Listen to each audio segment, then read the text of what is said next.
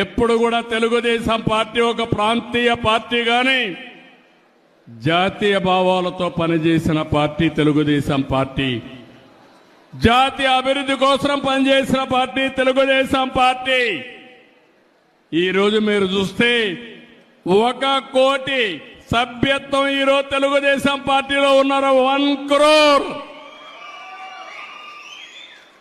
ఇటీవల లోకేష్ గారు general secretary అయిన తర్వాత కార్యకర్తల సంక్షేమానికి పెద్దపీట వేశాడు. 130 కోట్ల రూపాయలు ఇన్సూరెన్స్ గాని వెల్ఫేర్ గాని డబ్బులు ఖర్చు పెట్టే పరిస్థితికి వచ్చారు. ఈరోజు 1 కోటి మంది సభ్యులకి ఎవరైనా యాక్సిడెంట్ జరిగిపోతే వాళ్లకు 5 లక్షల రూపాయలు ఇచ్చే ఏకైక పార్టీ భారతదేశంలో తెలుగుదేశం పార్టీ. ఇది ఒక చరిత్ర.